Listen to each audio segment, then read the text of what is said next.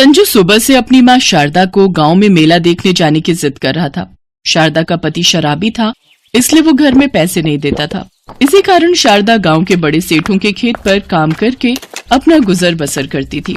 माँ, मेला देखने चलो ना, मेरे सारे दोस्त मेला देखने गए हैं, मुझे भी मेला देखने जाना है। आज दोपहर में पक्का चलूंगी। बस मुझे थोड़ी सा मजदूरी का काम करना है, वहाँ से थोड़े पैसे भी मिल जाएंगे, ठीक है ना? फिर हम मेला देखने जरूर जाएंगे। ठीक है माँ, मैं तुम्हारा इंतजार करूंगा, तुम काम से जल्दी आ जाना। संजू शारदा का इंतजार कर रहा था। शारदा थोड़ा मजदूरी का काम करके घर लौट आई। उसके हाथ में कुछ पैसे थे। वो खुश थी कि वो संजू को मेला दिखाने ले जाने वाली है। तभी उसका पति सुनील आ जाता है। कहाँ जा रही है तो इस समय? ला ये पैसे इधर दे, इधर ला। अरे ये पैसे मैं तुम्हें नहीं दे सकती, मैं संजू को मेला दिखाने ले जा रही हूँ। जब देखो फिजूल खर्च करती रहती है, कोई मेला देखने नहीं जाएगा। सुनील वो पैसे छीन कर घर से बाहर चला जाता है। संजू, मेरे बच्चे चुप हो जा, कल मैं और पैसे कमा कर लाऊंगी, फिर मैं तुझे मेला दिखाने जरूर ले जाऊंगी। संजू रोता हुआ घर से बाहर चला जाता है। तभी वो देखता है आज उस पेड़ से एक बैल बंधा है। बैल की आंखों में आंसू थे, ऐसा लग रहा था कि बैल भी रो रहा है। संजू ने जब उस बैल से रोने का कारण पूछा तो बैल इंसानों की भाषा में बात करने लगा। अरे तुम क्यों रो रहे हो? रोना तो मुझे चाहिए, तुम्हें किस बात की तकलीफ है? मेरे पास तो मेला देखने के लिए पैसे नहीं है, इसलिए रो रहा हूँ, पर तुम्हारी रोने की क्या वजह है? क्योंकि मेरा मालिक मुझे किसी और को बेच रहा है। अगर मुझे कोई खरीद कर ले गया तो वो मुझे मार देंगे, क्योंकि मैं बहुत बीमार हूँ। तुम डरो नहीं, मैं तुम्हें मरने नहीं दूंगा, मैं तुम्हारे मालिक से तुम्हें छुड़ा लूंगा, अपने मालिक को आने दो। कुछ देर बाद बैल का मालिक वहां आता है और जैसे ही वो उसकी रस्सी खोलने लगता है, संजू उससे विनती करता है। आप इस बैल को किसी को मत दो, आपको पता है ये बीमार है, अगर आप किसी अनजान को ये बैल दोगे तो वो इसे मार देंगे, इसका इलाज नहीं करवाएंगे, आप इसे मुझे दे दो। तेरा दिमाग खराब है? मैं मुफ्त में क्यों दूं? तुझे मैं बेच रहा हूं इसे। ठीक है, तो आप बस एक दिन रुक जाओ, मुझे पैसे इकट्ठे करने दो, मैं इस बैल को खरीद लूंगा। अरे पागल समझा है क्या? तू छोटा सा बच्चा इतने रुपए कहां से लाएगा? तुझे पता भी है ये बैल कितना महंगा बिकेगा। बस मुझे थोड़ी देर का समय दो, मैं आधे घंटे में ले आऊंगा। अब ठीक है, तो इसके पास बैठ जा, मैं थोड़ी देर में आता हूँ। बैल का मालिक कुछ देर के लिए अपने घर चला जाता है। संजू परेशान हो जाता है कि वो इतनी जल्दी इतने सारे पैसे कहाँ से लाए। तभी बैल उससे बोलता है, संजू, तुम बहुत अच्छे हो, तुम बहुत दयालु हो, इसलिए मैं तुम्हारे साथ रहना चाहता हूँ। मैं तुम्हें वो स्थान बताता हूँ जहां धन से भरा हुआ एक कलश दबा हुआ है। तुम उसमें से थोड़ा धन मेरे मालिक को देकर मुझे खरीद लेना, और बाकी का धन तुम्हारे काम आ जाएगा, जिससे तुम मेला भी देख सकते हो और तुम्हारी सारी गरीबी दूर हो जाएगी। मैं चाहता तो मालिक को भी उस छिपे धन के बारे में बता सकता था, पर मालिक ने मेरी कभी भी कोई परवाह नहीं की। हमेशा मुझे गरीबी में पाला, मुझे भूखा रखा। स्वार्थी इंसान के लिए मेरे पास कुछ भी नहीं। मैं तुम्हारी मदद करना चाहता हूं, इसलिए तुम जल्दी से वो धन ले आओ। ठीक है दोस्त, तुम मुझे बता दो कि वो धन से भरा कलश कहाँ है? वो धन से भरा कलश कहीं और नहीं, इसी पीपल के पेड़ में है। पीपल के पेड़ के उस खोखल में हाथ डालो, वहां पर तुम्हें एक कलश मिलेगा। जल्दी करो संजू। हाँ, मैं अभी देखता हूँ।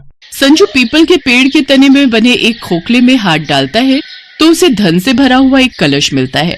बैल के कहे अनुसार संजू उसमें से थोड़ा धन अलग करके कलश को वापस उसी खोखले में रख देता है। इतनी देर में मालिक आ जाता है। बैल का मालिक लालची था, उसे इस बात से कोई मतलब नहीं था कि वो धन कहाँ से आया। वो तो बस संजू को अपना बैल देकर वो धन ले लेता है। बैल का मालिक वहां से चला जाता है।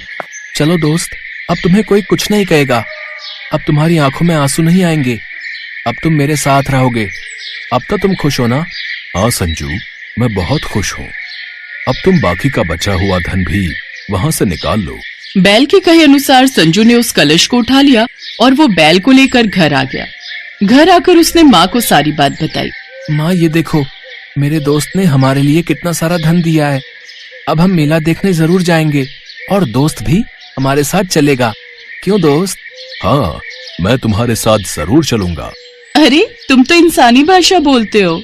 मैं सिर्फ उन्हीं के साथ इंसानों की भाषा बोलता हूँ जो मुझे समझते हैं, मुझे प्यार करते हैं। बाकी सबके लिए तो मैं एक आम जानवर हूँ। जो चुपचाप रहता है, किसी से कोई शिकायत नहीं करता। इतनी देर में संजू का पिता भी आ जाता है। सुनो जी, आज संजू के इस दोस्त बैल की वजह से हमारे पास देखो धन दौलत की कोई कमी नहीं है। अब तुम खुद का काम शुरू कर सकते हो। मेरी बात मानो, शराब नाम के इस जहर को छोड़ दो। ये तुम्हारी सेहत के लिए सही नहीं है। शारदा, मैं कोशिश करूंगा कि मैं इस आदत से जल्दी छुटकारा पालूं। तुम ठीक कह रही हो। अपने बच्चे के भविष्य के लिए मैं काम करूंगा। संजू खुश था कि उसके परिवार में सब कुछ ठीक हो गया था। उसके पिता ने शराब पीनी छोड़ दी और गांव में ही अपनी जमीन खरीद कर खेतीबाड़ी का काम शुरू कर दिया। बैल भी बहुत खुश था क्योंकि उसे भी संजू के परिवार में बहुत प्यार मिला और धीरे धीरे उस बैल की तबीयत में बहुत सुधार हो गया। और फिर कुछ दिनों बाद, माँ बापू चलो ना, कब से मैं और दोस्त मेला देखने के लिए तैयार खड़े हैं। आ रही हूँ संजू बेटा, जरा रुको, तुम्हारे बापू घर को ताला लगा रहे हैं। हाँ हाँ, मैं आ रहा हूँ। संजू खुशी खुशी अपने माता पिता और अपने दोस्त बैल के साथ मेला देखने जाता है। अपने बेटे के चेहरे पर मुस्कान देखकर शारदा और सुनील बहुत खुश थे। बैल भी अपने दोस्त का साथ पाकर खूब मजे में झूम झूम कर मेले का आनंद उठा रहा था।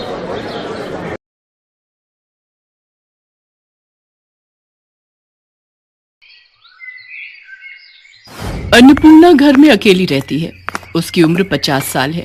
उसका बेटा सुरेश अमेरिका में नौकरी करता है और वहीं पर एक गोरी मेम से शादी करके बस गया है। लेकिन वो अपनी माँ को पैसे नहीं भेजता है, इसीलिए अन्नपूर्णा बहुत गरीब है। उसके पास सिर्फ एक गाय है, उसका नाम है मालती। अन्नपूर्णा मालती का दूध बेचकर अपना पेट पालती है। सुन मालती, तुझे पता है मेरा बेटा अमेरिका में बहुत बड़ी नौकरी करता है। वो जब लौट कर आएगा तब देखना मेरे लिए कितना कुछ लाएगा। अन्नपूर्णा की आंखों में बहुत सारे सपने हैं अपने बेटे को लेकर, लेकिन सुरेश उसकी माँ को कभी याद भी नहीं करता।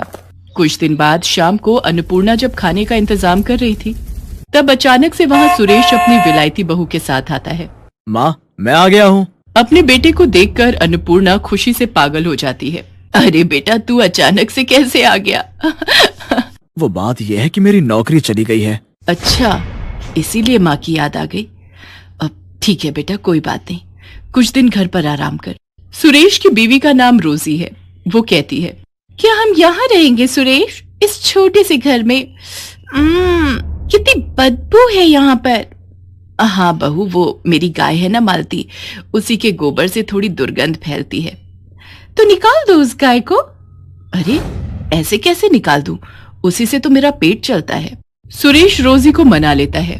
अन्नपूर्णा उन दोनों को अपना कमरा दे देती है और खुद घर के बाहर मालती के पास सोती है।